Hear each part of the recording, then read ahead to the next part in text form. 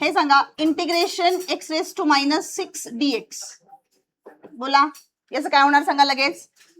बघून सांगता आलं पाहिजे. एक्स रेस टू -5 अपॉन -5 हे आता सांगता येतं. अजून 4 दिवसांनी मी विचारलं पटकन सांगता येतं का? नाही, कारण तुम्ही प्रॅक्टिस नाही करत, तुम्ही रूल्स पटकन लक्षात घेत नाहीये. ठीक आहे, हा मेन रूल आहे इंटिग्रेशनचा. बरेचसे इंटिग्रेशन सीईटीचे नीटचे तर याच रूलनं सॉल्व्ह होतात, यावाल्या रूलनं सॉल्व्ह होतात. ठीक आहे, आणि आता तुम्ही जर याचं इंटिग्रेशन हे काढलंय, मी जर याचं डिफरन्शिएशन केलं तर याचं डिफरन्शिएशन हे येणार आहे.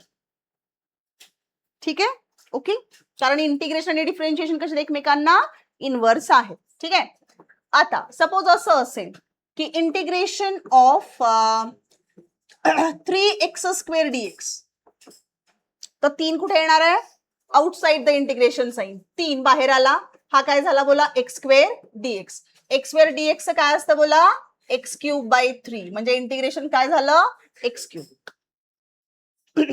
ठीक आहे, इंटिग्रेशन ऑफ ex असेल, ex with respect to dx, पुढं असतो तो जो काही व्हेरिएबल आहे ना तो पुढे लिहायचा, असं नुसतं नाही. इंटिग्रेशन ऑफ ex हे रॉंग आहे, ही कन्सेप्टच रॉंग आहे. कोणाच्या रिस्पेक्ट आहे ते मेन्शन केलं पाहिजेत ना. सो ex तुम्ही डिफरन्शिएशन करा किंवा ex इंटिग्रेशन करा, तुमचा आन्सर काय येणार आहे? ex येणार आहे. आणि हे इनडेफिनेट आहेत. आतापर्यंत मी सगळे इनडेफिनेट सांगितले ना, प्रत्येकापुढे सी असतो पण आपण लिहित नाही तो. ठीक आहे, तुम्ही नाही लिहिलात तरी चालतो, तो काही लिहायची गरज नाही. कळालं का हे? ओके, आता जर मी इंटिग्रेशन ऑफ 1/x dx घेतलं तर काय येईल रे? हा जो रूल आहे ना मगाचा मी तुम्हाला सांगितलेला इंटिग्रेशनचा, integration x raise to n dx, तर काय होता? x raise to n+1 upon n+1 applicable except for n equals to -1. जर n चं किंमत -1 झालं तर हा रूल लागत नाही. इथे बघा n चं व्हॅल्यू किती झालं आता? -1 झालं, कारण मी याला आता कसं लिहिणार? Integration x raise to -1 dx.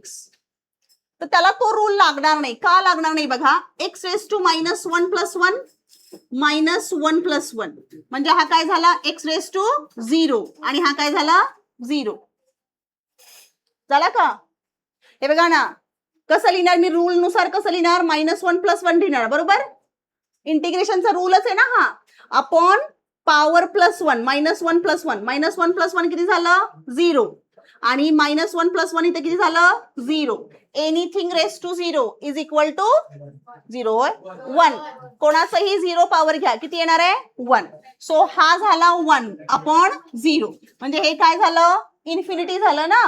So असं हे इंटिग्रेशन मध्ये होत नाही, व्हॅलिड नाहीये ना. म्हणून हा जो फॉर्म्युला आहे ना, हा फक्त n एकाच ह्याला लागणार नाही. कशाला लागणार नाही? n इक्वल्स टू -1 ला लागणार नाही.